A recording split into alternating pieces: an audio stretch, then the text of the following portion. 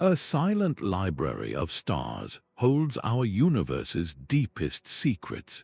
This is the Cosmic Journal, a record of events that defy all logic and science.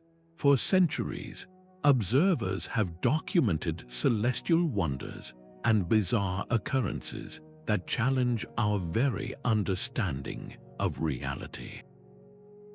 By the end of this journey, you will see the cosmos not as a predictable clockwork, but as a living story filled with profound and unresolved mysteries. We will explore a star that dims in impossible ways and a single cryptic signal from the void that has never been explained. What does it truly mean to live in a universe this strange? These ancient observers looked up and saw a canvas of constant change. With nothing but the naked eye and unwavering patience, they tracked the slow dance of planets and the sudden blaze of unknown lights. The Babylonians, for example, etched precise astronomical diaries onto clay tablets, predicting lunar eclipses with remarkable accuracy. Meanwhile, on the other side of the world, the Maya constructed pyramid temples that acted as giant calendars.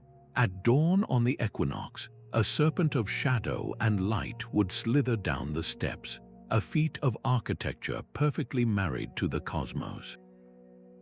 Their records were not just scientific, they were a fundamental part of their culture, a way to understand time, divinity, and their own place in the universe.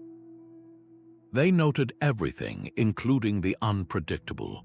A strange, hazy star suddenly glowing where none existed before was a guest star, a temporary visitor in their orderly sky.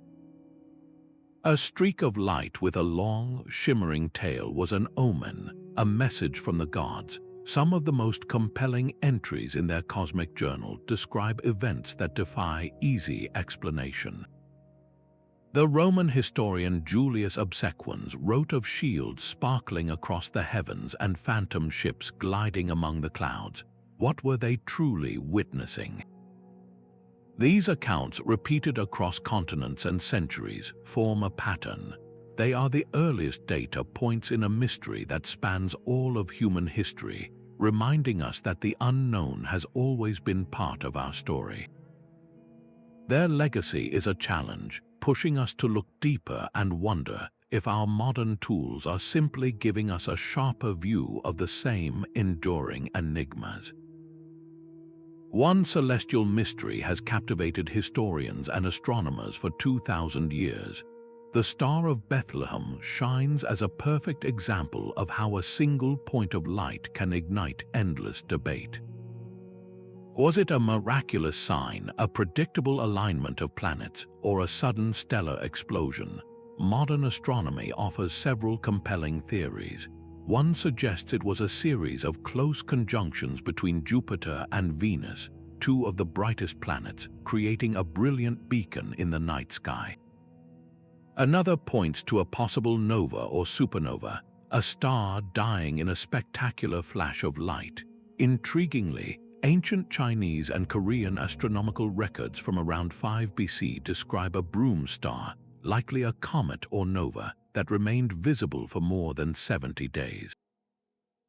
This timeline aligns remarkably with the biblical account, but the true power of this anomaly lies beyond its astronomical origins. This was not merely a light in the sky. It was an event that irrevocably shaped the course of history, religion, and art for centuries. Its enduring ambiguity forces us to confront a fascinating question. Where does the line between a natural cosmic event and a profound human experience truly lie? The Star of Bethlehem remains a timeless entry in our cosmic journal, a permanent reminder that the heavens speak to us not just in the language of physics, but in the language of meaning itself. This medieval record of a cross in the sky was far from an isolated event.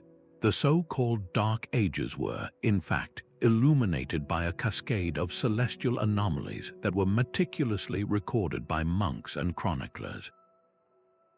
Their world, one of faith and folklore, interpreted these events through a lens we have since lost, transforming cosmic phenomena into divine portents and mythical beasts. In the year 774, the Anglo-Saxon Chronicle describes not just a cross, but also mysterious aerial lights that appeared after sunset, a sight that filled observers with both wonder and dread. Nearly 4 centuries later, in 1170, people in England reported a flaming dragon flying overhead. To our modern minds, this sounds like pure fantasy, but what if it was a desperate attempt to describe the indescribable? A brilliant comet with a long, forked tail cutting through the atmosphere could easily be perceived as a fiery serpent. An intense and rare auroral display with shimmering red and green curtains of light might be interpreted as a heavenly battle or a burning sign. The evidence is not merely written on parchment. Scientific analysis of ancient tree rings reveals a startling global spike in radioactive carbon-14 around the year 774. This points to a massive influx of cosmic radiation bombarding our planet. The leading theories suggest an enormous solar flare, far more powerful than any we have recorded in modern times, or perhaps even a gamma ray burst from a distant star. These medieval scribes had no telescopes, no spectrometers, only their own eyes and their deeply held beliefs. Their accounts are a powerful reminder that the sky has always been a source of profound mystery. The events they witnessed were real, but their meaning was shaped by the world they knew. This forces us to ask a difficult question. How many of our own modern mysteries are we also interpreting through the limited lens of our current understanding? By the late 15th century, a new way of seeing the world began to transform the cosmic journal. The Renaissance fused artistic vision with scientific inquiry, and the skies were painted with a newfound sense of wonder and mystery. In Carlo Crivelli's masterpiece, The Annunciation, a single, piercing beam of light descends from a golden sky, connecting the divine to the earthly in a way that feels both spiritual and startlingly physical. This was not an isolated image. Other artists filled their backgrounds with strange, shimmering disks and unusual cloud formations that defy simple interpretation. Were these merely symbolic choices, or were they attempts to document something real, something witnessed and forever immortalized in pigment and oil? This was an age where the boundary between observation and inspiration was beautifully blurred. Artists acted as the eyes of society, recording the world as they saw it, while a new breed of scientist was learning to measure it. Then, in November 1572, the heavens delivered an undeniable shock. A new star, brighter than Venus, appeared in the constellation Cassiopeia. The astronomer Tycho Brahe meticulously documented this stellar nova, proving the heavens were not immutable and perfect as Aristotle had taught, but dynamic and changing. For the first time, the Cosmic Journal had parallel entries, one from the artist's brush capturing the ore, and the other from the scientist's quadrant capturing the data. This collaboration between creativity and calculation marked a profound shift in our relationship with the unknown. It begs a compelling question for us today. How many truths about our universe are waiting not in a data set, but in the overlooked details of a centuries-old painting? The Great Comet of 1680 blazed with an intensity that seized global attention.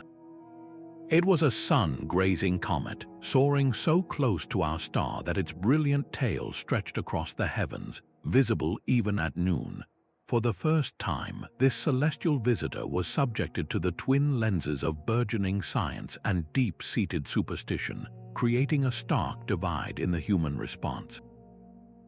On one side stood Isaac Newton, who analyzed the comet's trajectory with meticulous care. He used its path to demonstrate the revolutionary idea that the same force keeping our feet on the ground also guides the motion of celestial bodies, cementing his laws of universal gravitation. For Newton, the comet was a cosmic proof, a predictable clockwork of physics. Yet for countless others, that same light was a terrifying omen. Preachers across Europe and America declared it a sign of divine wrath, linking its appearance to everything from political upheaval to devastating fires. Its extreme parabolic orbit suggested it might be a newcomer from the depths of interstellar space, a concept both thrilling and unsettling. This single object became a global data point, documented by Ottoman astronomers in Constantinople, Jesuit scholars in the Americas, and court officials in China. The Great Comet of 1680 perfectly encapsulates a pivotal moment in our cosmic journal, a time when one phenomenon could simultaneously validate the laws of physics for a scientist and signal the end of the world for a priest. It forces us to wonder how many of today's scientific certainties were born from the same fires of yesterday's fears. By the 19th century, the Cosmic Journal found a new printing press. The rise of newspapers and telegraph lines meant a strange light seen in Texas could be discussed in Chicago by morning. This new connectivity gave birth to the first major wave of modern unexplained aerial phenomena. Between 1896 and 1897, a wave of mystery airship sightings swept across the United States. From the farmlands of California to the plains of Texas, thousands of people reported seeing a silent, cigar-shaped craft equipped with brilliant searchlights, moving against the wind and performing maneuvers that defied all known physics. These were not vague accounts from solitary witnesses. Police chiefs, respected businessmen, and entire groups of people provided strikingly consistent details. One witness in San Francisco described a dark, elongated vessel with bat-like wings, moving with a purposeful intelligence. In Kansas, a farmer claimed he spoke with the craft's pilot, who spoke perfect English and mentioned plans for a revolutionary new motor. The technology of the day offered no explanation. The first successful dirigible flight in America was still years away, and the Wright brothers were a decade from their first flight at Kitty Hawk. So what were people seeing? The theories were as varied as the reports. Some speculated it was the work of a secretive inventor, a lone genius testing a revolutionary machine. Others whispered about mass hysteria, a collective delusion fueled by sensational newspaper stories. Yet the sheer volume and quality of these accounts make them difficult to dismiss entirely. This airship wave marks a critical turning point in our cosmic journal. It was the moment the unknown moved from the realm of religious portents and artistic symbols into the harsh light of public record and scientific debate. These events set the stage for everything that would follow in the 20th century, forcing us to confront a world where the sky itself could become a page filled with questions. On a quiet June morning in 1908, a fireball tore across the Siberian sky. It ended not with a distant rumble, but with an apocalyptic roar that shattered windows hundreds of miles away. When the dust settled, over 2,000 square kilometers of remote forest near the Tunguska River had been utterly flattened. Trees were felled in a vast radial pattern, pointing outward from a central point of unimaginable force. The event released energy estimated to be 1,000 times more powerful than the atomic bomb dropped on Hiroshima decades later. Yet, when the first scientific expedition reached the remote site 19 years later, they found no crater. The epicenter showed scarred, standing trees stripped of their branches, but the ground itself was intact. This absence of an impact scar is the heart of the Tunguska mystery. The leading explanation is an airburst, a comet or stony asteroid fragment that exploded in the atmosphere several miles above the ground, its shock wave acting like a cosmic hammer blow. But the evidence refuses to fit neatly into this box. Witnesses described a bluish, tubular light moving across the heavens, followed by a series of deafening bangs.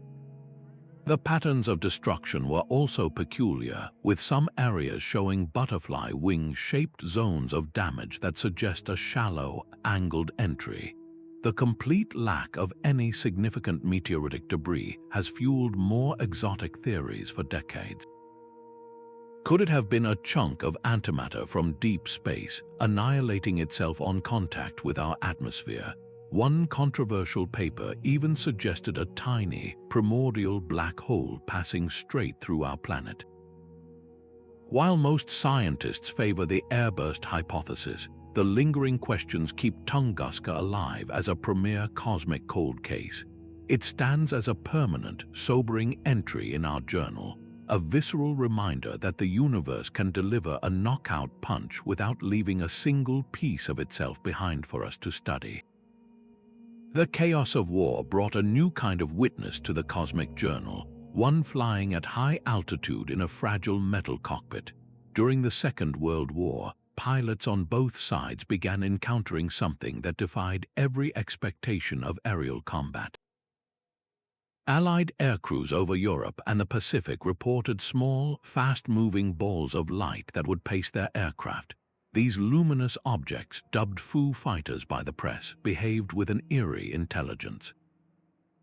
They were described as glowing orbs, sometimes reddish or orange, that could keep perfect formation with a plane, dart around its wings, and then vanish in an instant. They moved with impossible agility, performing maneuvers that no known aircraft of the era could match. Most critically, both Axis and Allied pilots reported identical encounters. This mutual confirmation immediately ruled out the possibility of a secret enemy weapon, a theory that intelligence officers were initially desperate to prove. These were not isolated panicked reports either.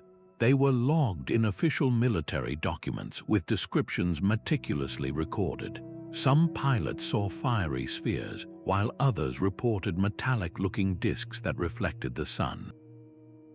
The investigations were thorough, but they led to a dead end.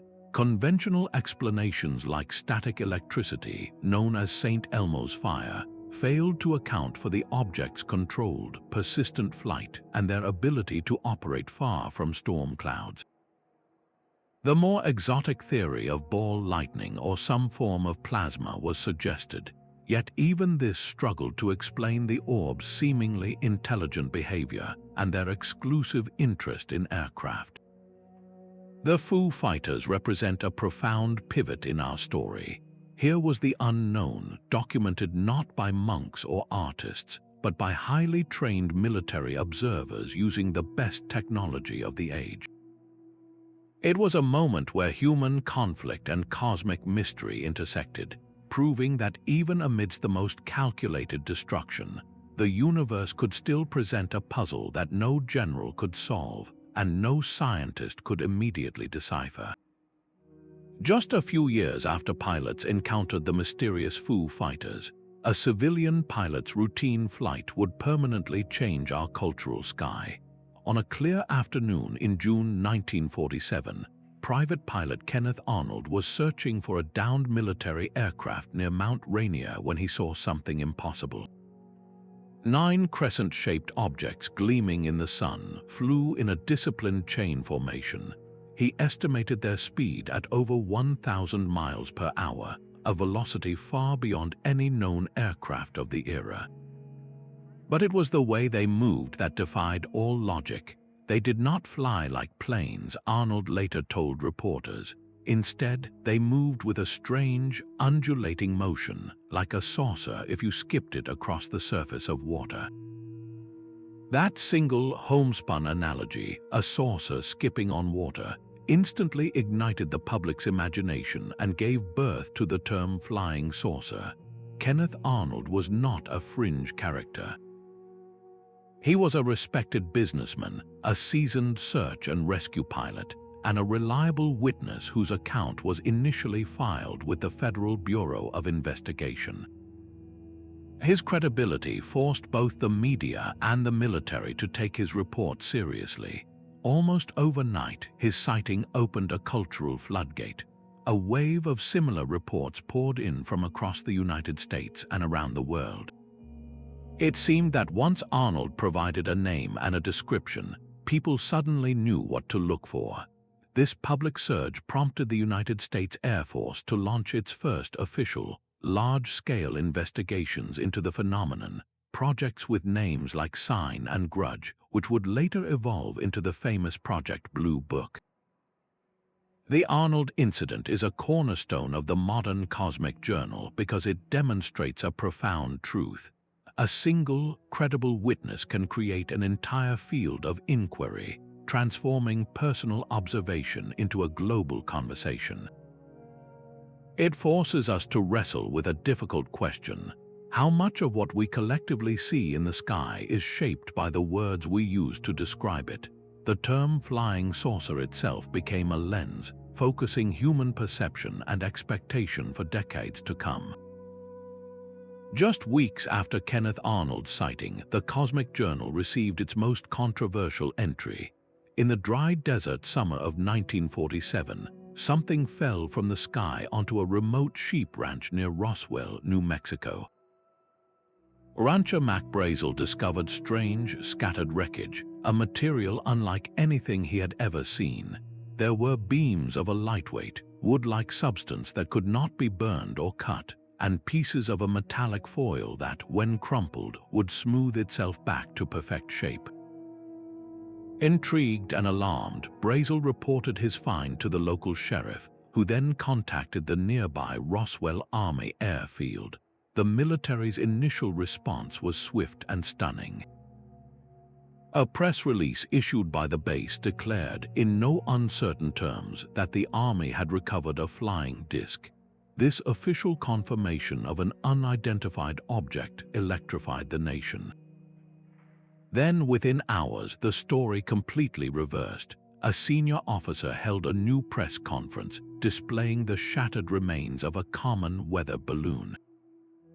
He confidently stated that this was the entirety of the recovered material, dismissing the flying disc claim as a simple misidentification. This sudden about-face did not settle the matter, it ignited it. For decades, the official story was accepted by many, yet a powerful counter-narrative grew in the shadows. Witnesses, some directly involved, began to speak of a much larger recovery operation. They described not just strange debris, but a second crash site where a damaged, disc-shaped craft and its non-human occupants were allegedly found and secretly transported away. The United States military insisted for nearly 50 years that nothing unusual had occurred at Roswell. Then, in the 1990s, a series of declassified documents finally offered a new official explanation. The crash was not a standard weather balloon, but a highly classified array of microphones and sensors suspended from a high-altitude balloon. This was Project Mogul, a top-secret effort to listen for sound waves from anticipated Soviet atomic bomb tests. The strange properties of the debris, the government now argued, were consistent with the classified materials used in this clandestine spy program. For some, this explanation finally closed the book. The Mogul balloon fit the timeline and the location. Yet for many others, the new details only deepened the mystery. They pointed to persistent inconsistencies in the official accounts and the compelling, emotional testimonies of those first responders who insisted they saw something far more extraordinary than a broken balloon. The enduring power of Roswell lies not in any proven fact about extraterrestrial life, but in its perfect storm of circumstances. It combined a tangible, physical event with immediate government secrecy and a subsequent dramatic retraction.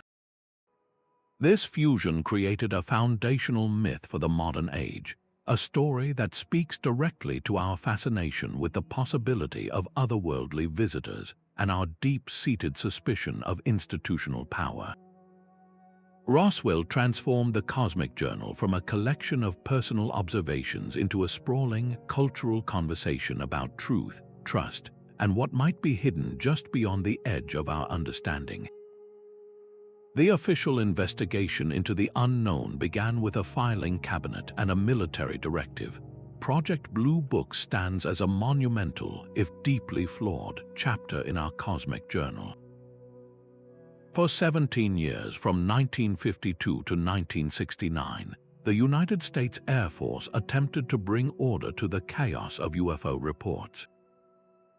Its mission was simple: to scientifically analyze sightings and determine if any posed a threat to national security.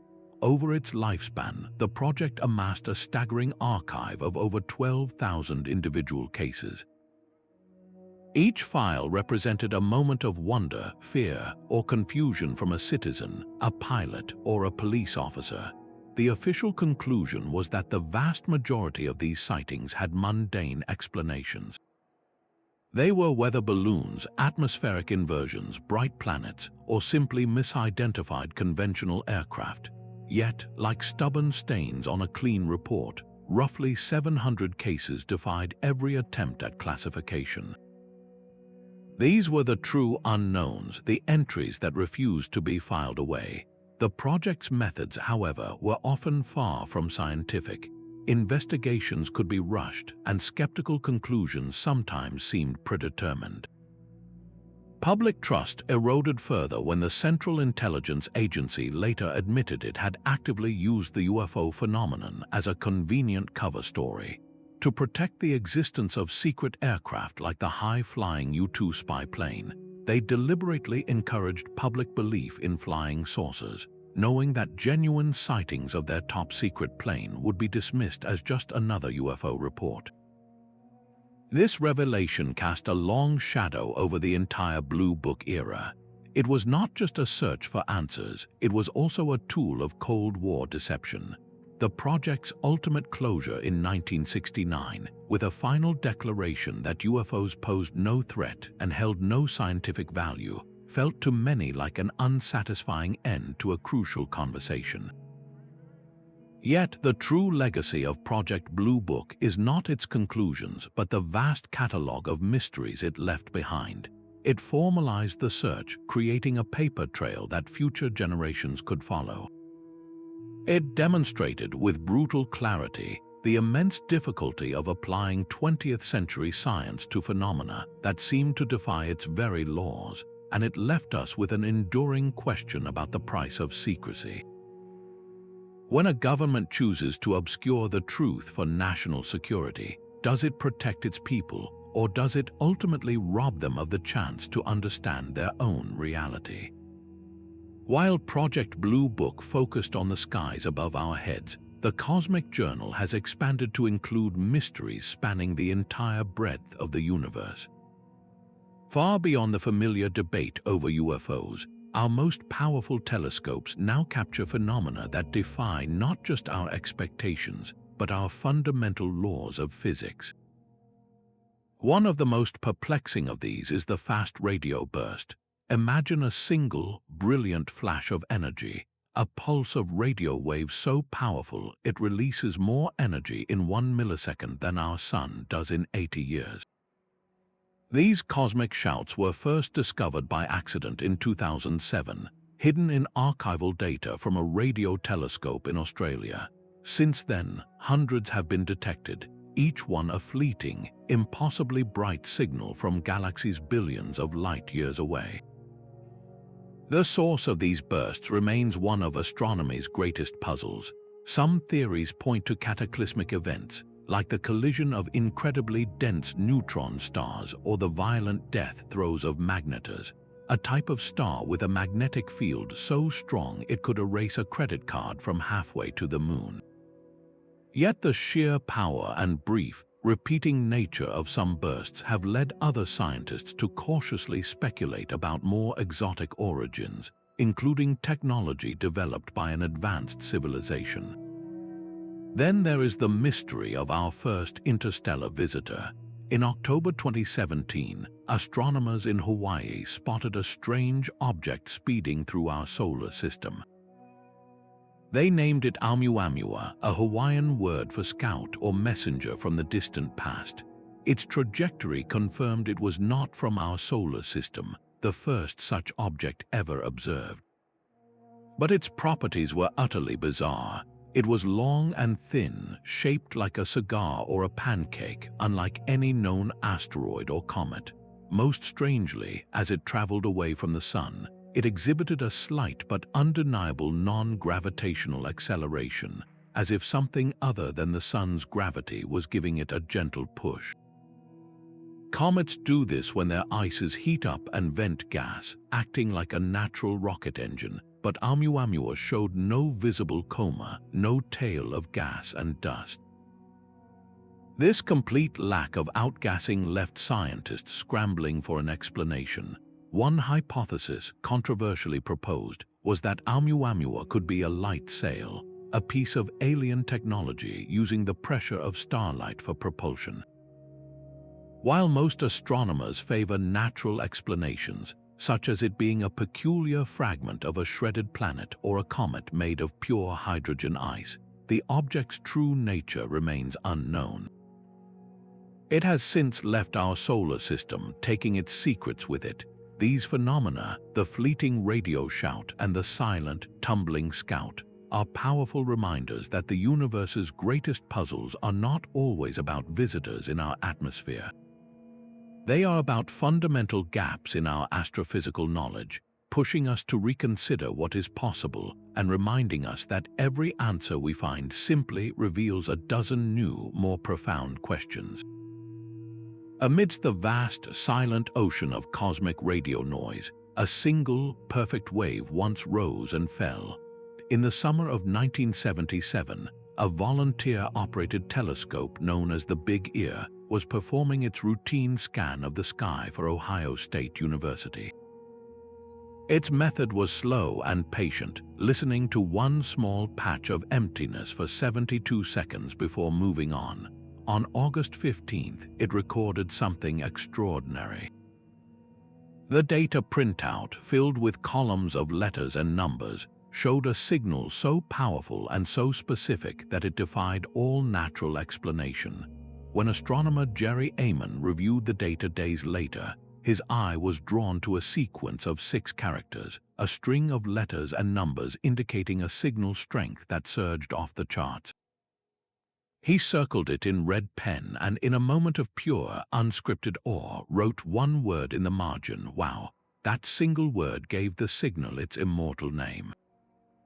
The wow signal was not random static.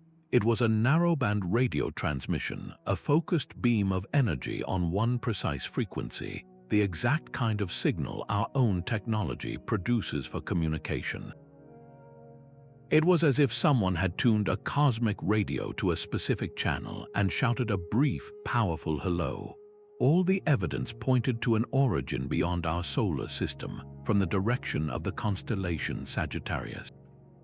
The scientific protocol was clear: to confirm a discovery, you must observe it again, and so they tried. For decades, astronomers have repeatedly pointed powerful radio telescopes toward that same patch of sky, listening intently for a repeat of that astonishing shout.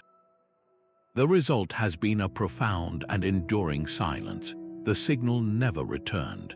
This singular, unrepeatable event embodies the core dilemma of the search for extraterrestrial intelligence.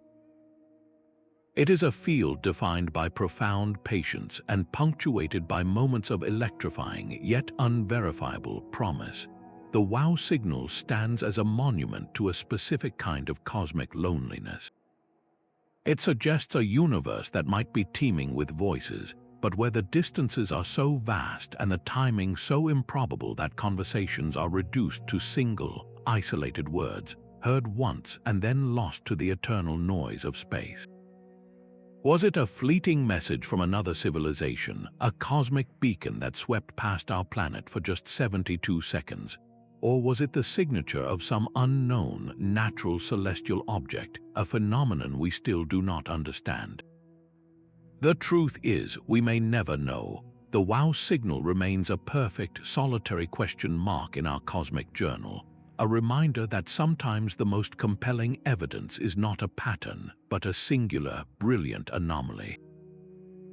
The search for cosmic mysteries does not always require looking upward into deep space. Sometimes the most baffling phenomena appear right here in our own atmosphere, in the unlikeliest of places. Nestled within a remote Norwegian valley, the small community of Hessdalen has become a living laboratory for the unexplained. Since the early 1980s, residents have witnessed a recurring light show that defies logic. Luminous orbs glowing with white, yellow, or piercing red light drift silently between the mountain peaks. They can hover motionless for over an hour, then accelerate to impossible speeds in the blink of an eye, vanishing only to reappear moments later in a different part of the sky. These are not fleeting glimpses, but sustained, repeatable events witnessed by hundreds of people. In response to the persistent mystery, a permanent automated measurement station was established in the valley, its cameras and sensors constantly scanning the horizon for activity.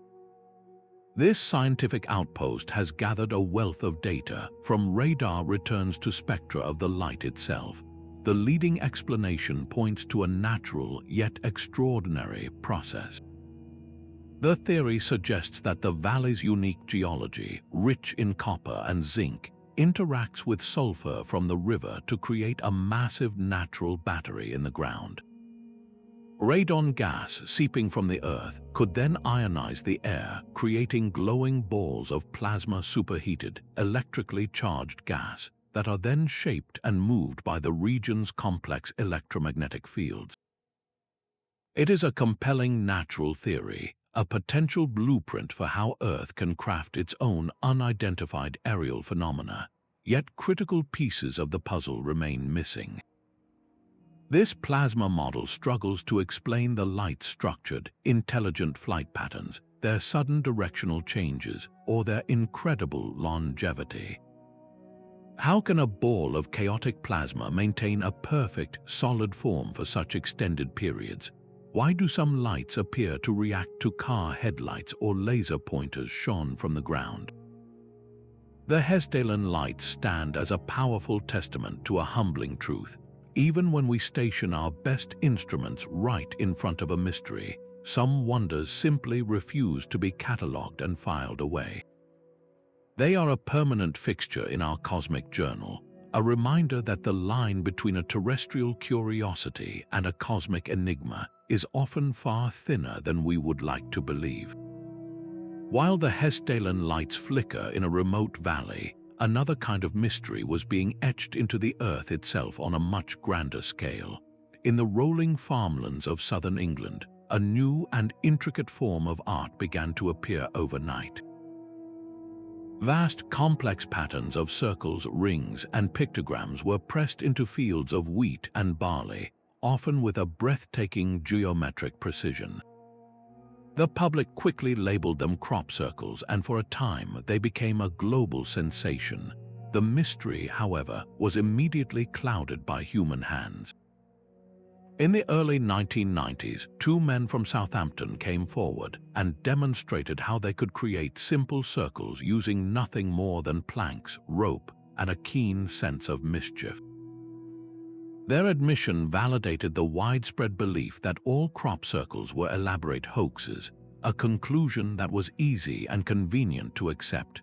Yet, a closer look at the evidence reveals a far more complicated picture. A significant number of these formations, particularly the earliest and most complex ones, exhibited physical anomalies that hoaxers with simple tools could not easily replicate. Investigators found that the stalks in these formations were not merely flattened, they were often bent at a swollen node, a change caused by a rapid burst of heat that softened the plant without breaking it. The soil within these genuine formations was found to be littered with microscopic magnetic iron particles, and the plants themselves showed significant changes at a cellular level. These were not the marks of planks and ropes, They were the signatures of an immense, instantaneous, and unknown force. So if not all were hoaxes, what could create such intricate designs with such strange physical effects? One compelling scientific theory points to the atmosphere. Some researchers propose that plasma vortices, spinning balls of ionized air energized by the Earth's magnetic field, could descend and stamp these patterns into the crops in a fraction of a second. These rotating masses of charged air could theoretically explain the localized heating, the magnetic residue, and the explosive speed of formation. Yet, even this fascinating theory struggles to account for the sheer artistic and mathematical sophistication of the most famous formations. Some designs are based on complex fractals or sacred geometry like the Julia set or the Koch snowflake, patterns that require advanced knowledge to conceive and execute with flawless accuracy overnight. This is the central riddle of the crop circles. They exist in a nebulous space between proven human prank and genuinely unexplained phenomenon. They force us to confront a difficult question about our cosmic journal.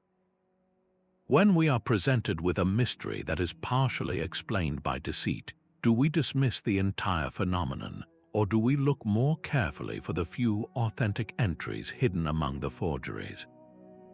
The most enduring crop circles challenge our very ability to distinguish between human artistry and a message from an intelligence we have yet to understand. Orbiting silently through the void, a legend persists of an ancient watcher. The Black Knight satellite is said to be an alien artifact, a relic from a long-vanished civilization that has circled our world for millennia. This compelling story is a perfect example of how a cosmic mystery can be born not from a single event, but from the slow accumulation of misunderstood data points. In the early 20th century, the brilliant inventor Nikola Tesla reported receiving unusual, repeating radio signals that seemed to originate from space. He believed he might be listening to an interstellar greeting. Decades later, during the dawn of the space age, both American and Soviet tracking stations occasionally picked up unexpected echoes on their radar, seemingly from unknown objects in orbit. The legend truly took its modern form, however, with a single photograph. During a 1998 Space Shuttle mission, astronauts captured an image of a strange, angular object against the blackness of space. It looked artificial, and for many, it was the final proof of the Black Knight's reality. The truth, as it often is far more mundane yet no less fascinating. Tesla was likely detecting natural pulsars, distant stars that emit regular pulses of radio waves. The anomalous radar echoes were almost certainly pieces of space debris or the discarded stages of rockets. And that iconic shuttle photograph, it shows a thermal blanket that had been accidentally lost during an earlier spacewalk, a piece of human-made insulation tumbling harmlessly in the void. The enduring power of the Black Knight myth reveals something profound about us. Our minds are pattern recognition engines wired to connect dots and create narratives. When faced with a series of unexplained events, we instinctively weave them together into a single, coherent story, especially one that suggests we are not alone.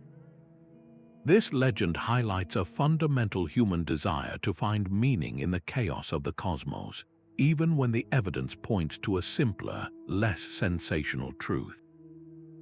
It forces us to ask a difficult question of ourselves. In our search for cosmic company, are we sometimes seeing what we wish to see rather than what is actually there? The silence of the universe is not an empty void, but a question that echoes across the stars. Physicist Enrico Fermi captured this perfectly in a simple, devastating query during a casual lunch conversation in 1950.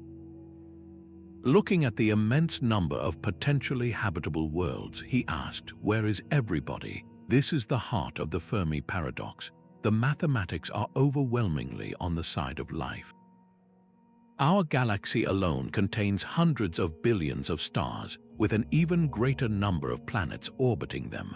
Many of these worlds fall within the habitable zone, the Goldilocks region where conditions are just right for liquid water and perhaps biology to emerge.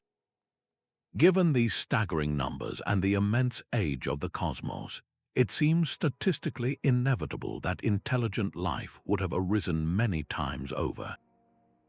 The universe should be a bustling galactic metropolis, filled with the radio chatter of countless civilizations, the silent trails of interstellar arcs, or at least the undeniable artifacts of cosmic engineering. Yet when we train our telescopes and listen, we are met with a profound and puzzling silence. This silence is not merely an absence of data, it is a contradiction that challenges our most basic assumptions about reality. Proposed solutions to this paradox force us to confront deeply unsettling possibilities. One of the most discussed is the concept of the Great Filter. This theory suggests that there exists some kind of barrier, a nearly insurmountable challenge that prevents life from progressing to the stage of interstellar colonization. The terrifying question is not what the filter is, but where it lies in the timeline of evolution. Is it behind us? Were we incredibly lucky to survive the jump from single-celled life to complex organisms, a transition that took billions of years on Earth? Or is the Great Filter still ahead of us, waiting to destroy us? This could be our inherent self-destructive tendencies, the inevitable rise of artificial intelligence that supersedes its creators, or some unforeseen cosmic catastrophe that regularly resets the board. Other solutions are equally mind-bending. Perhaps advanced civilizations are out there, but they are so technologically and biologically alien that we simply lack the capacity to recognize them. Their communication might not use radio waves at all, but something we haven't even conceived of, like modulated neutrinos or gravitational waves. Or maybe they are deliberately avoiding us, observing our primitive world as part of a cosmic wildlife preserve, a policy known as the zoo hypothesis. There is even the dark forest hypothesis, which posits that the universe is a dangerous place where every civilization hides its location, fearful that any broadcast will attract predators. Each of these answers carries a profound implication for humanity. If we are alone, that is a universe of immense and lonely responsibility. If we are first, that is a universe of infinite potential waiting for us to shape it. And if we are simply unable to perceive the company around us, that is a universe that mocks the limits of our own consciousness. The Fermi Paradox ultimately does more than question the existence of others. It holds up a mirror to our own civilization, our technology, and our future, forcing us to wonder what our own enduring silence will ultimately mean. Sometimes the most profound mysteries are painted in the faintest brushstrokes of light. Long after the sun has vanished below the horizon, a soft, ethereal glow can rise from the western sky, a vast pyramid-shaped shimmer known as the zodiacal light. For centuries, this gentle illumination was simply part of the celestial backdrop, a quiet companion to the brighter planets and stars. We now know this ghostly light is the collective glint of countless trillions of dust particles, a massive cloud of fine grit stretching throughout the inner solar system, all reflecting the distant sun. But this beautiful explanation immediately creates a troubling puzzle. The very presence of this dust should be impossible. According to the known laws of orbital mechanics, these tiny particles are locked in a losing battle. The relentless pressure of solar radiation and the sun's overpowering gravity should be steadily dragging them inward to be vaporized or sweeping them outward into interstellar space. The entire dusty reservoir should have been completely cleaned out in just a few million years, a mere blink in the solar system's multi-billion-year history. Yet the glow remains persistent and undeniable. This means our solar system is not a static, clean room. It is a dynamic and messy construction site. Something must be constantly resupplying this immense cloud of dust, acting as a cosmic janitor, forever sweeping new grit into the hallways of the inner planets. The prime suspects are the icy wanderers of the outer darkness, comets shedding material with every fiery pass near the sun, and asteroids colliding in slow-motion crashes in the belt beyond Mars are likely the primary sources. These events act like celestial gravel quarries, churning out fresh streams of dust that slowly spiral inward to replace what is lost, but the accounting never quite adds up.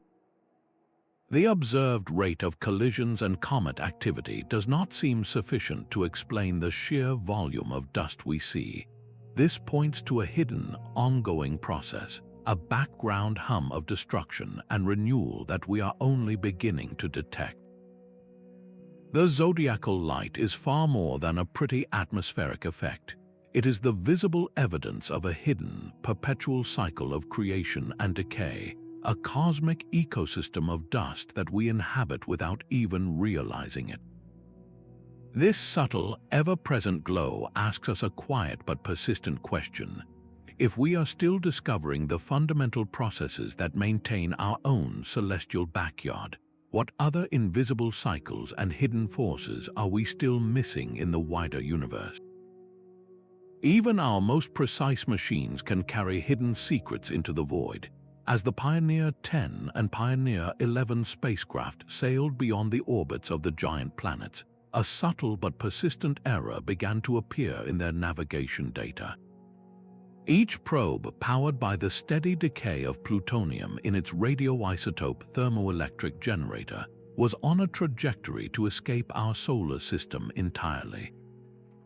Yet tracking revealed they were falling ever so slightly behind schedule, experiencing a constant sunward deceleration so tiny it was like a single drop of water slowing an ocean liner. This was the Pioneer anomaly, a whisper of physics that seemed to defy the established laws of the universe. For decades, this microscopic drift posed a monumental question. Was it evidence of a flaw in our understanding of Newtonian gravity or even Einstein's theory of general relativity? Could there be some unseen, diffuse halo of dark matter tugging at the probes, or perhaps a previously unknown property of space itself at work? The anomaly became a specter haunting the edges of known physics, a reminder that our most trusted models might be incomplete. The ultimate solution, however, was not found in the grand laws of cosmology, but in the mundane reality of engineering. After years of painstaking analysis, a team of researchers realized the answer was radiating from the spacecraft themselves. The heat from their nuclear power sources was not dissipating evenly into space. A tiny fraction more thermal photons were bouncing off the back of the spacecraft's large dish antennas than from the front. This anisotropic radiation, this lopsided leakage of heat, was generating an immeasurably small but constant thrust, just enough to produce the observed deceleration. It was a thrust born not of engines but of basic thermodynamics. The resolution of the Pioneer anomaly underscores a humbling truth about our journey into the cosmos.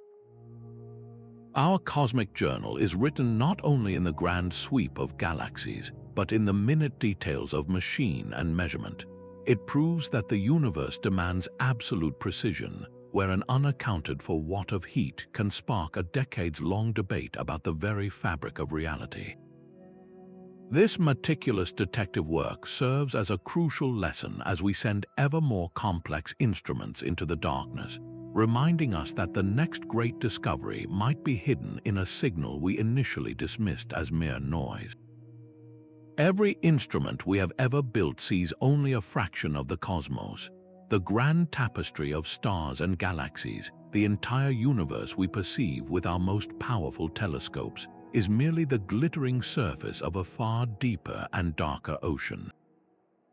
Together, two invisible entities dominate the cosmic landscape, making up a staggering 95% of everything that exists.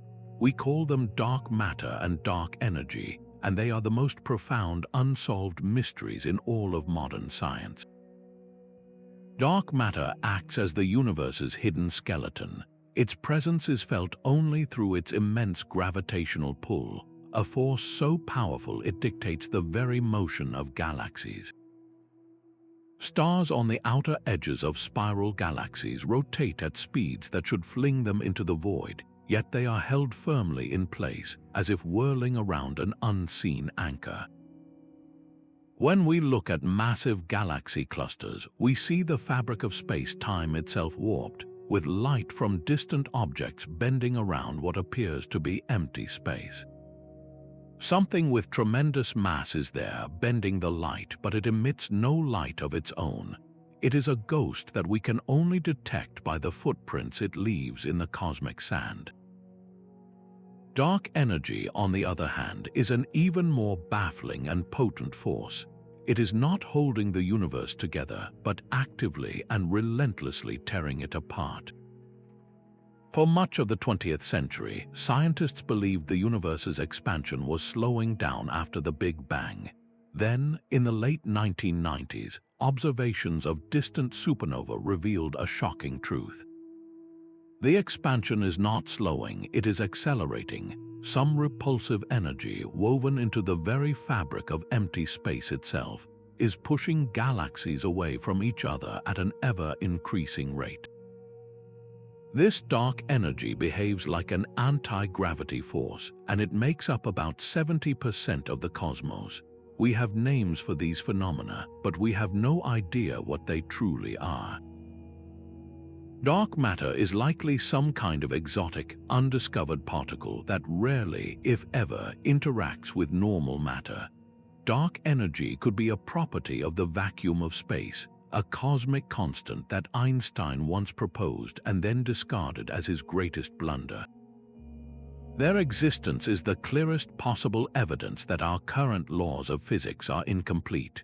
Unlocking their secrets would be a revolution on par with the discoveries of Newton or Einstein, potentially forging a single theory that unites the quantum world with the cosmic scale of general relativity. These two invisible giants are a humbling, permanent entry in our cosmic journal. They remind us that the universe we see and feel is just the visible tip of a vast, invisible iceberg, and that the greatest story ever told is still being written in the dark. Deep within the flood of data from the Kepler Space Telescope, one star stood out as fundamentally wrong. KIC 8462852, later known as Tabby Star, refused to follow the predictable rhythm of its celestial neighbors. Most stars show gentle, periodic dips in brightness when a planet transits across their face, a brief and subtle dimming of 1 or 2%. Tabby's star was different. Its light would plummet erratically, sometimes fading by a staggering 22% before lurching back to normal. This was not the signature of a neat, orbiting planet. This was the signal of something vast, chaotic, and utterly opaque moving in front of the star. The scientific scramble for an explanation began, and the natural theories that emerged were all deeply troubled. A massive swarm of comets was one early favorite, but the sheer number required to block that much light defied plausibility. Intricate rings of dust and debris were proposed, yet the star itself showed no excess infrared warmth, the telltale sign of such material absorbing starlight and re-radiating it as heat. Every conventional model ran into a stubborn wall of contradictory evidence. It was this complete failure of standard explanations that opened the door to a truly radical idea. Could we be witnessing the construction of an alien megastructure? The hypothesis suggested a Dyson sphere, a vast array of energy-collecting panels or habitats encircling the star, built by a civilization so advanced it could command the power of an entire sun. The irregular, jagged dimming patterns could be the shadows of this colossal, incomplete construction project. While astronomers openly acknowledged this was the least likely scenario, its mere proposal was a watershed moment. For the first time, a credible, data-driven anomaly forced the scientific mainstream to publicly and seriously discuss the possible signatures of technology on a stellar scale. The true legacy of Tabby Star is not proof of aliens, but a profound shift in methodology. It demonstrated that our most powerful telescopes are now generating mysteries so deep that we must courageously follow the data, even when it leads to questions that sound like science fiction. This star challenges us to wonder if the greatest discovery in human history might not be a message, but a monument silently under construction in the dark. That solitary wow signal remains the ghost in the machine of the cosmic search. In the decades since that one tantalizing event, the quest for extraterrestrial intelligence has transformed from a niche interest into a sprawling, data-driven scientific field. The modern search is embodied by projects like Breakthrough Listen, an unprecedented effort that harnesses the immense power of observatories like the Green Bank Telescope in West Virginia and the Parkes Observatory in Australia. These instruments are not merely listening for another hello, they are conducting a systematic galactic census, scanning millions of individual stars across vast swaths of the sky. Their electronic ears are tuned to catch not only narrowband radio whispers, but also the fleeting flash of powerful optical laser pulses, another potential signature of a civilization attempting to communicate across the light years. Our very definition of what to look for has also radically expanded. Scientists now actively search for technosignatures, the detectable traces of advanced technology on distant worlds. This is a hunt for indirect evidence for the cosmic smoke that implies an intelligent fire. Imagine a future telescope powerful enough to analyze the atmosphere of an Earth-like exoplanet. If it detected a bizarre cocktail of artificial chemicals, like chlorofluorocarbons or industrial pollutants that do not occur naturally, that would be a profound technosignature. Or consider the theoretical possibility of detecting the faint, city glow of an alien metropolis on the night side of a tidally locked world, a sure sign of a species that has learned to harness and project light. This shift in thinking is monumental. We are no longer just waiting for a message. We are learning to look for the footprints an entire civilization leaves upon its own world. The profound silence we have encountered so far is not a verdict, but a measure of scale. Our most ambitious searches have so far sampled less than a drop in a galactic ocean of hundreds of billions of stars. Each star is a potential sun, and many have their own families of planets. To be discouraged by the lack of a signal now would be like scooping a single glass of water from the Pacific and concluding there are no fish in the entire ocean. The search has only just begun in earnest. This ongoing quest, with its ever more sensitive tools and sophisticated strategies, is one of the most dynamic and hopeful chapters in our cosmic journal. It represents a collective human investment, a global effort to answer a question that has haunted us since we first looked up at the stars. Are we a cosmic accident, a solitary fluke of biology, or are we simply one voice in a chorus we have not yet learned to hear? The silence is not an end, but an invitation to listen more deeply. High above the violent drama of a thunderstorm, an entirely different light show unfolds in near total secrecy. The first confirmed photograph of a red sprite was captured quite by accident in 1989, revealing colossal structures of crimson light dancing at the edge of space. These are not lightning strikes, but something far stranger and more elusive. They are transient luminous events, a menagerie of electrical phantoms with names that sound like characters from a fantasy novel. Red sprites flash for mere milliseconds, sending towering tendrils of red light down toward the storm clouds 60 miles below. Blue jets erupt from the tops of thunderstorms as cones of electric sapphire, rocketing upward at staggering speeds. And then there are the elves, immense rings of dim, red light that expand outward at the speed of light, vanishing in the blink of an eye. These are not small phenomena. A single sprite can stretch over 30 miles across, a brief, silent city of light built and demolished in an instant. For centuries, pilots whispered stories of these fleeting flashes high in the stratosphere, but without proof, they remained just that, stories. Their discovery rewrote the textbook on our own atmosphere, proving that the space between our clouds and the void is not empty, but alive with forces we are only beginning to map. The physics behind these events is as complex as their forms. They are not powered by the simple electrical charge of a lightning bolt, but by a far more intricate interaction. When a powerful lightning strike occurs deep within a storm, it sends a massive electromagnetic pulse shooting up toward the ionosphere. This pulse energizes the thin air, causing it to glow in specific colors, a process akin to what happens inside a neon light, but on a truly cosmic scale. The different shapes, from the jellyfish-like structure of a sprite to the spreading ring of an elf, depend on the precise nature of the pulse and the layers of the upper atmosphere it energizes. Yet many questions remain stubbornly unanswered. Why do some storms produce these spectacular displays while others do not? What is the full energy budget of these events, and how do they influence the electrical circuit that connects our planet to space?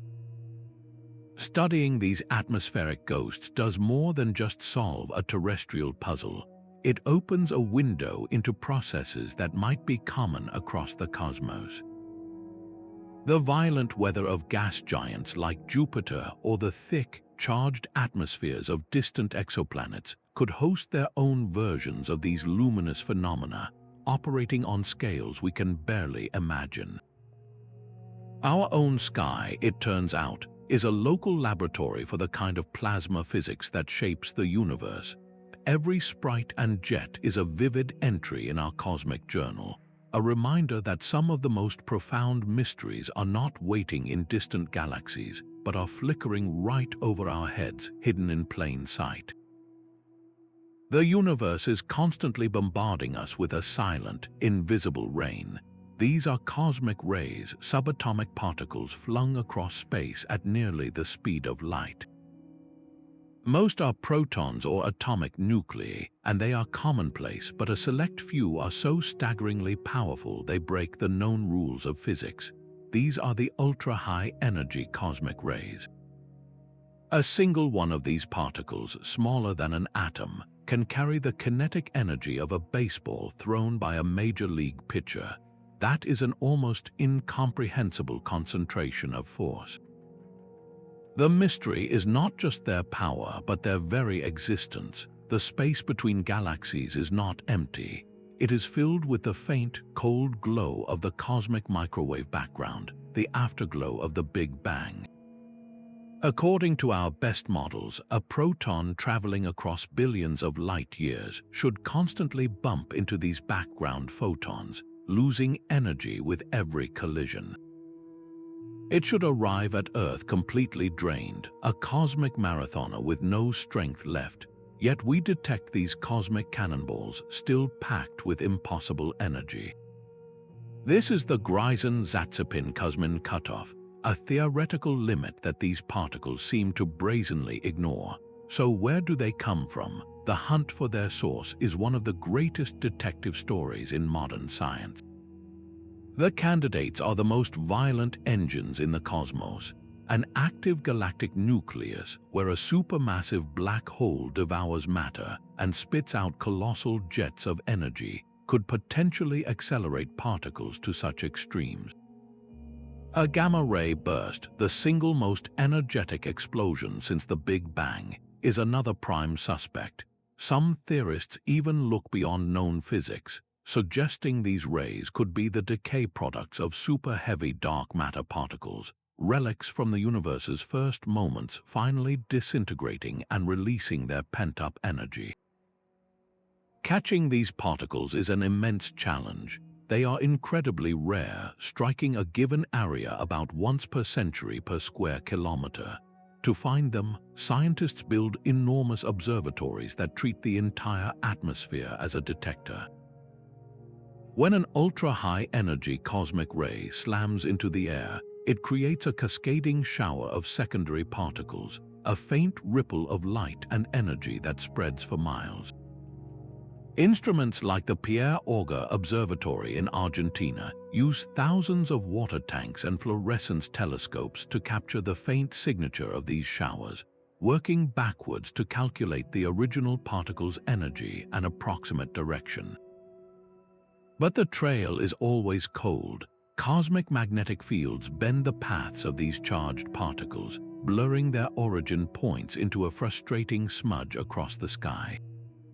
We are left with the evidence of the crime, a single bullet of unimaginable power, but the cannon that fired it remains hidden in the dark. Far beyond the last known planets, the solar system holds its final secrets in a deep freeze.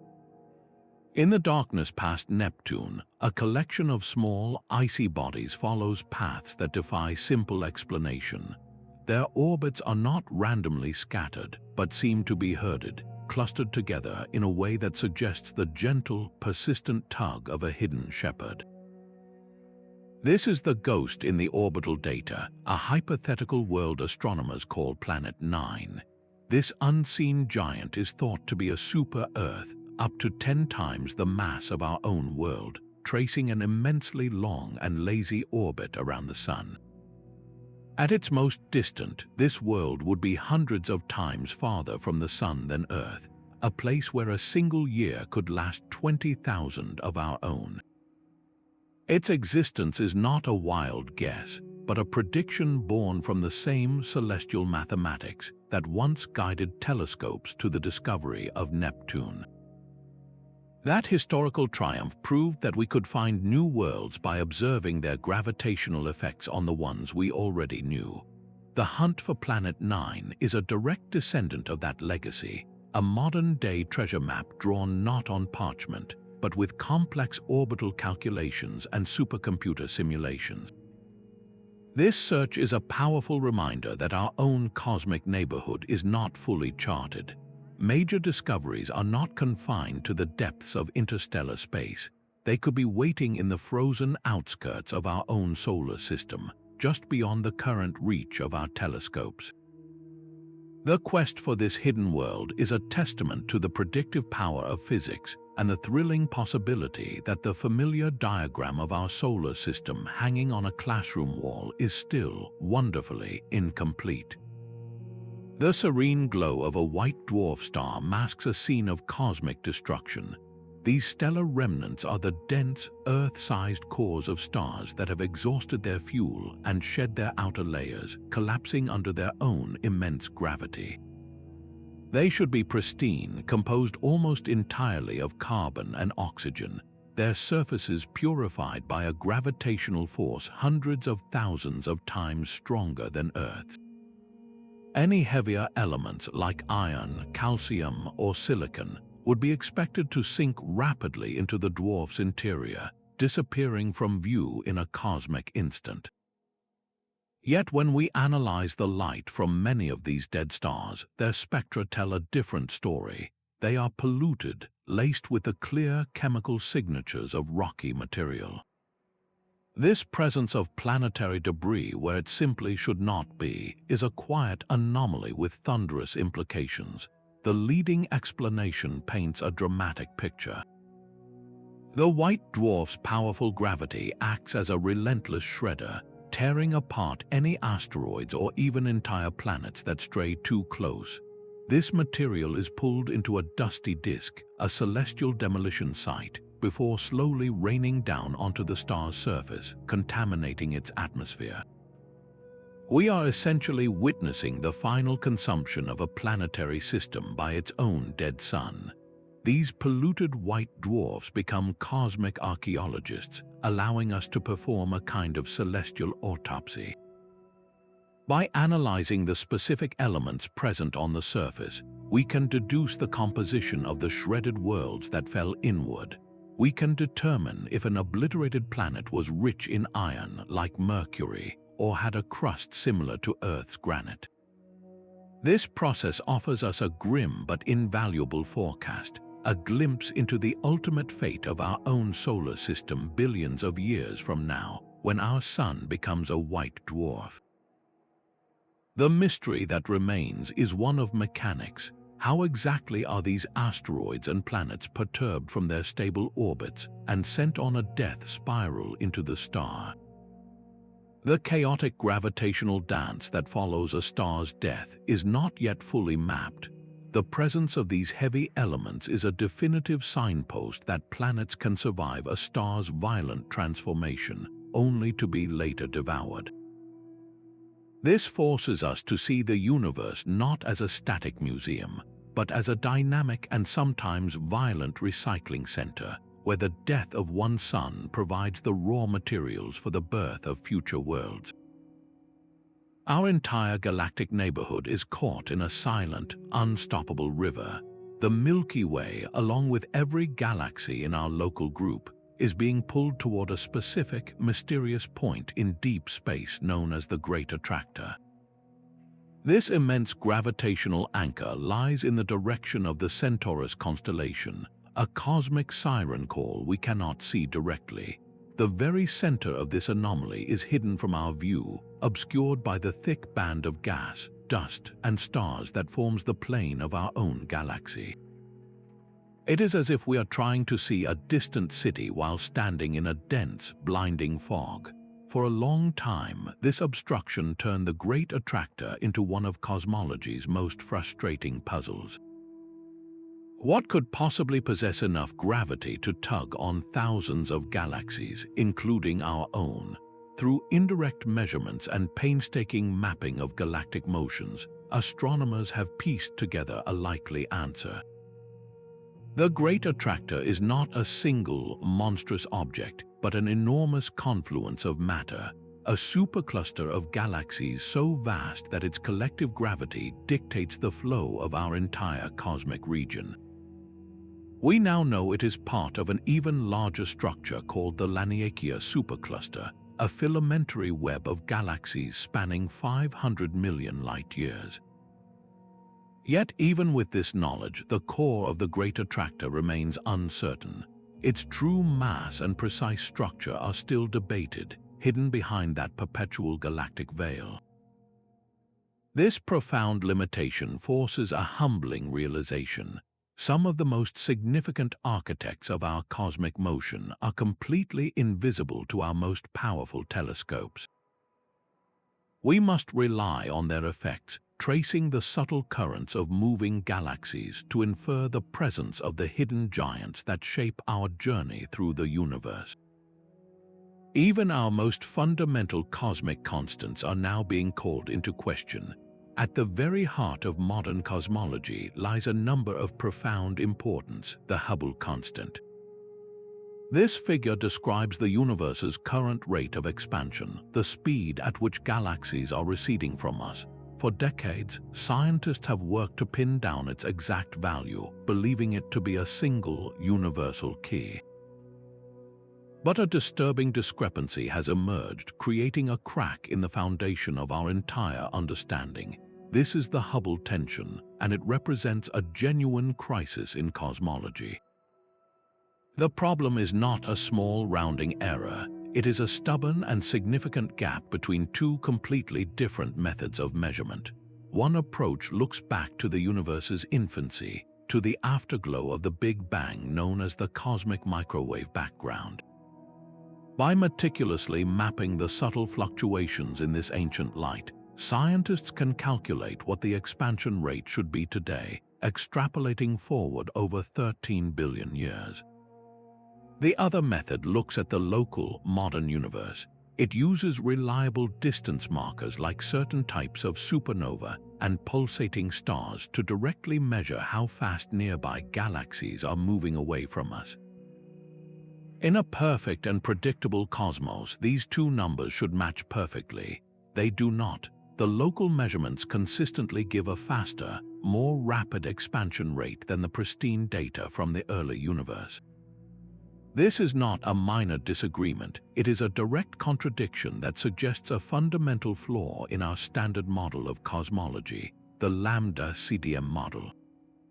This model, which incorporates dark energy and cold dark matter, has been incredibly successful at explaining the large-scale structure of the cosmos. Yet the Hubble tension implies that this entire framework might be incomplete. The implications are staggering. This tension could be the first real evidence for new physics, phenomena we have not yet dreamed of.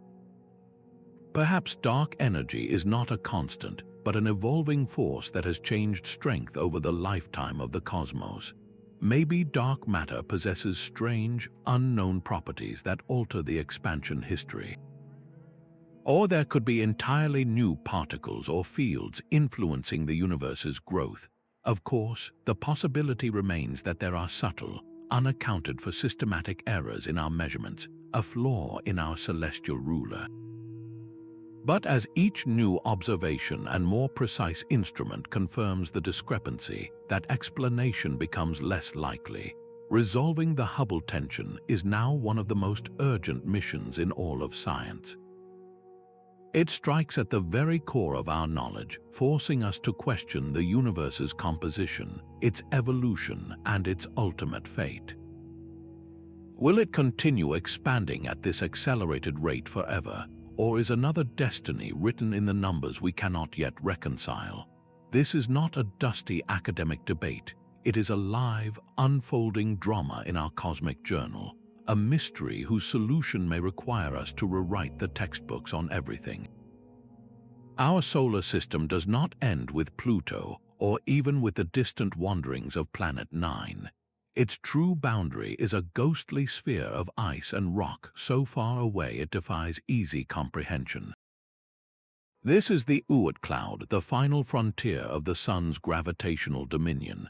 Picture a vast, spherical shell of frozen objects enveloping our entire solar system, a cosmic deep freeze extending nearly halfway to the next star. The objects here are so distant and so faint that the cloud has never been directly seen, yet its existence is written in the paths of the most spectacular visitors to our skies, the long-period comets. These are the great icebergs of space, with orbits so immense they take thousands, even millions of years to complete a single journey around the Sun. When one is nudged from its frozen slumber and begins its long fall inward, it becomes a time capsule from the solar system's very birth, a pristine remnant of the original building blocks of planets. These comets are the only evidence we have of this distant cloud, messengers from a realm we cannot yet touch. Their sudden, brilliant appearances in our inner solar system are the cloud's way of reminding us of its silent, overwhelming presence. The Oort Cloud is the ultimate source, the great reservoir from which these icy travelers are sporadically flung our way. Its structure and population hold the secrets to how our planetary system assembled itself over 4 billion years ago. Every long-period comet is a piece of a puzzle we are only beginning to assemble, a clue to the forces that shaped our cosmic neighborhood and perhaps even delivered the water and organic compounds that made life on Earth possible. This unseen cloud is more than a theory. It is the faint gravitational echo of our creation, a permanent reminder that our home in space is far larger and more mysterious than it appears. This ancient afterglow holds a subtle imperfection, a cosmic bruise on the very fabric of space. The cosmic microwave background is the faded heat from the universe's explosive birth, and for the most part, its temperature is incredibly uniform. Yet one region, a vast expanse of sky, stands out as profoundly cold, Astronomers call it the cold spot, and its chill defies easy explanation. Imagine the universe as a warm, evenly heated room. The cold spot is like a single, large wall that feels noticeably colder to the touch, a place where the universal temperature dips by a tiny but significant fraction. The leading theory suggests this coldness is an illusion of sorts created by a supervoid. This would be a staggering emptiness, a region of space spanning billions of light years where galaxies are strangely scarce. As light from the cosmic microwave background travels through this void on its long journey to us, it would lose energy, stretched to longer, colder wavelengths by the universe's ongoing expansion. The problem is, the supervoids we have found in that direction do not seem nearly large or empty enough to account for the profound temperature drop we observe. The math simply does not add up, leaving a critical gap in our understanding. This failure has opened the door to far more exotic possibilities. One breathtaking hypothesis proposes that the cold spot is a fossilized scar from a collision with another universe. During the period of rapid inflation just after the Big Bang, our budding universe might have bumped into a separate cosmic bubble. That colossal impact could have drained energy from a localized region of our cosmos, leaving behind this permanent cold patch as the only evidence of the encounter. Whether it is a sign of a multiverse or a flaw in our standard model of cosmology, the cold spot remains one of the most tantalizing puzzles in modern science. It is a direct message from the universe's first moments, a whisper we have recorded but cannot yet translate. Deep within the cosmic clockwork, a single beat can sometimes falter. Pulsars are the universe's most precise timekeepers, born from the violent deaths of massive stars. These neutron stars spin at incredible speeds, emitting powerful beams of radiation from their magnetic poles. As they rotate, these beams sweep across space like a lighthouse, and from our vantage point, they appear as perfectly rhythmic pulses. Their regularity is so absolute that they rival atomic clocks. Yet occasionally, this perfect rhythm is broken. A pulsar will experience a glitch, a tiny, sudden, and unexplained change in its spin rate. It might speed up by a fraction of a second, a hiccup in a cosmic heartbeat that has remained steady for centuries. These timing anomalies are more than just curiosities. They are profound messages from an alien state of matter. The interior of a neutron star is a place of unimaginable extremes, where matter is crushed to densities greater than an atomic nucleus. A single sugar cube-sized piece of this material would weigh billions of tons on Earth. Scientists theorize that this incredible density creates a bizarre inner structure, with a solid crust of iron floating atop a superfluid core, a frictionless quantum liquid that can flow without any energy loss. The prevailing idea is that these two components can become briefly uncoupled. The superfluid interior, spinning at its own constant rate, might suddenly transfer its momentum to the slower spinning crust, causing the entire star to jerk forward in a glitch.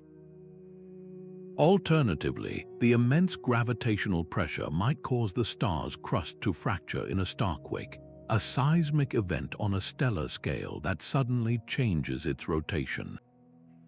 But the precise mechanics of these glitches remain one of astrophysics' great puzzles.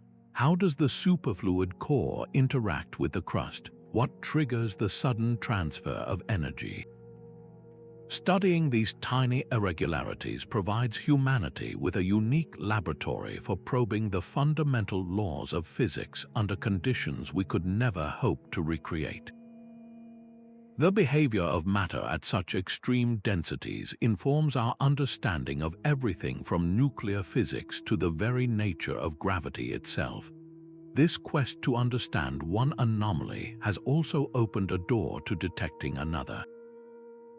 The same exquisite sensitivity to pulsar timing allows astronomers to use these stars as a galaxy-scale gravitational wave detector. By monitoring the precise arrival times of pulses from an array of millisecond pulsars across the Milky Way, scientists can look for correlated distortions in the fabric of spacetime itself. A passing gravitational wave, perhaps from the collision of two supermassive black holes, would minutely alter the distance between us and the pulsars, causing their rhythmic ticks to arrive a little early or a little late in a predictable pattern. One cosmic mystery, the glitching pulsar, becomes an essential tool for investigating another, the ripple of gravitational waves. This is the beautiful, complex web of our cosmic journal, where every question answered reveals a deeper, more intricate connection across the universe. A new eye has opened in the depths of space, and its vision is rewriting our cosmic journal in real time. The James Webb Space Telescope now floats at a point of perfect gravitational balance, 1,000,000 miles from Earth, and it sees the universe in a language of heat. Its powerful infrared gaze cuts through veils of cosmic dust that have hidden the universe's earliest chapters from view. We are no longer just reading the journal, we are watching the first sentences being written. Already, its initial deep field images have revealed a shocking truth. Galaxies that formed just a few 100 million years after the Big Bang appear far more massive and structured than our models predicted. They are too mature too soon, forcing a profound rethink of how cosmic structures assembled in the primordial dark. This is not a simple correction of a date, it is a challenge to the entire timeline of cosmic evolution.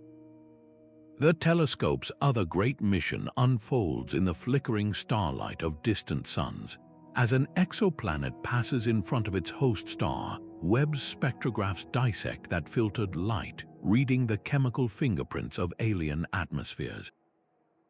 It can detect the subtle signatures of water vapor, methane, and carbon dioxide. The ultimate goal is to find a balance of gases that defies natural explanation, a potential biosignature like the oxygen in our own air that is continuously replenished by life. Yet with every answer, a deeper question emerges. The telescope is an engine for discovery, and its greatest product is mystery. It was built to solve the puzzles of the early universe and the search for life, but its most lasting legacy may be the catalogue of anomalies we never saw coming. Each new image is a fresh page, and every spectrum is a paragraph in a story that grows more complex and wondrous with every passing day. A new kind of explorer is now writing entries in our cosmic journal, one click at a time. The sheer torrent of data from our telescopes is so immense that no single team of professional astronomers could ever hope to sift through it all. This flood of information has given rise to a beautiful partnership, a global movement known as citizen science. Imagine a digital mountain of millions of galaxy images, each one needing a human eye to determine its shape. Is it an elegant spiral, a smooth ellipse, or a chaotic merger? This was the simple, revolutionary premise of Galaxy Zoo. By inviting the public to participate, researchers tapped into a vast and powerful network of human curiosity. The results were staggering. Volunteers did not just complete a tedious task, they began making genuine discoveries. They spotted strange and wonderful galactic structures that computer algorithms had missed entirely, leading to the identification of entirely new classes of objects, like the ethereal green pea galaxies. This same collaborative spirit powers projects like Planet Hunters, where anyone can scan the flickering light of distant stars captured by the Kepler telescope, searching for the telltale dip that signals a transiting exoplanet. Amateur astronomers have helped confirm entire planetary systems, their home computers becoming virtual telescopes. This process fundamentally democratizes discovery. It transforms the cosmic journal from a text written by a select few into a living document co-authored by millions. It proves that the innate drive to explore and understand the stars is a universal human trait, and that the next profound anomaly, the next clue to a universal mystery, might be uncovered not by a PhD in a remote observatory, but by a curious person with a laptop, simply looking at the sky from their living room.